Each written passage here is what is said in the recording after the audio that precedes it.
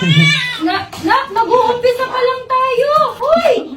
Alam na alam niyo naman na trauma ang inabot ni Mami Siyang nung first time kong paliguan ng mga aswang. Kaya naman, dinala ko silang lahat sa pet grooming salon. At ang malditang Zoe, harap-harapan, pinakita niya kung gaano niya ka-hate si Mami. Kaya bilang ganti, eto't pinakulayan ko siya ng itim para sa Halloween. Nako! At sa sobrang daming ganap, ang ating alpha na si Kifi ay mapanakit at napatubol pa nga. Samparin ka ba kaya?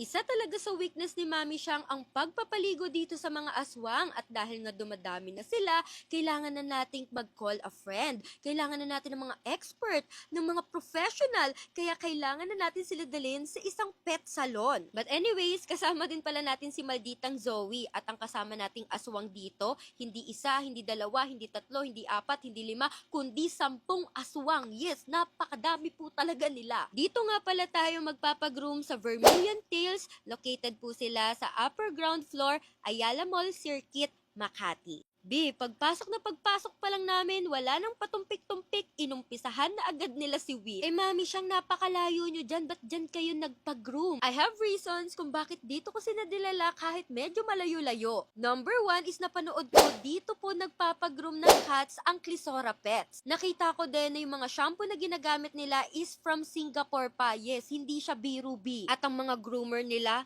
cat whisperer lang naman. Last but not the least, habang nag-aantay ka, hindi ka maboboard dahil pwede kang pumasok at makipaglaro sa mga cats na to. Grabe, sobrang dami nila. Mag-a-add ka lang ng 50 pesos for the treats, tapos pwede mo nang bigyan ng treats yung mga cats dito, pwede ka makipag-play, kung stress ka sa buhay mo, makipaglaro ka sa kanila, ay B, talaga naman tanggal lahat ng negative energy sa katawan mo. As in, nalibang talaga ako habang nakikipaglaro sa kanila. Isa pa sa maganda dito, nakaseparate yung grooming area ng mga dogs sa cats, kaya makaka-less stress talaga yon sa mga cats natin. And kapag may mga bakasyon naman kayo at wala kayo mapag-iwanan, meron din silang pet hotel, 24/7 pong naka-aircon dito, only food, at nakikipag-play po yung mga staff sa mga cats na iiwanan nyo. And after ko nga makipaglaro sa mga cats, ang malditang Zoe, nako, napindot na naman si Anger, at tignan nyo naman,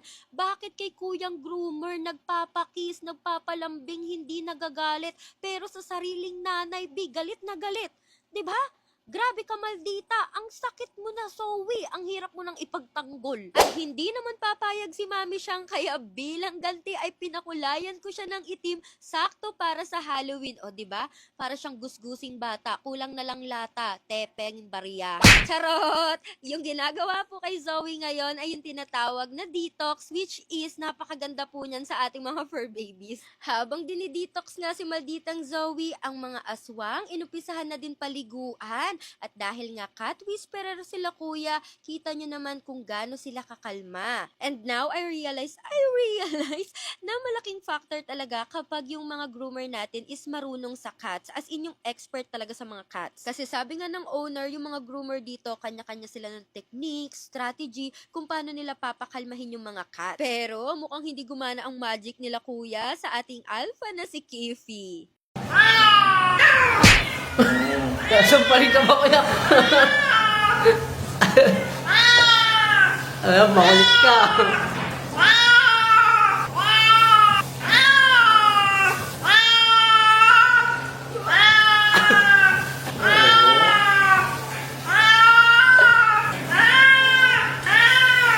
Ang nakakaloka, sa sobrang galit niya ng ating alpha na si Kifi ay wala na siyang ibang nagawa kundi matubol na lang. And after ilang oras, eto na po si malditang Zoe, fresh na fresh. And kuhang-kuha talaga ni Kuyang Groomer yung gupet na gusto ko for Zoe, which is given naman dahil galing po siya sa Pretty Bubbles for 3 years. O diba, panlaban talaga. And if ever na-visit kayo, try nyo po yung detox na ginamit kay Zoe kasi for 2 weeks to 3 weeks is tatagal daw po yung bango, yung amoy, hindi mamamaho yung mga fur babies natin. Plus, parang may keratin siya, so sobrang lambot talaga ng balahibo ni Zoe. Aside from ligo, syempre, nagpa-ear cleaning and nail clipping na din tayo. And kita nyo naman, walang kakapalag-palag ang ating mga aswang, as in sobrang behave talaga nila. Tignan nyo nga si Eggnog, nakakatulog-tulog pa habang binublower ni Kuya. And this is the final look. Oh, 'di ba? Fresh na naman nating mga aswang. Oh, sa mga basher dyan, sabihin nyo, naku, puring-puri nyo naman, subukan nyo.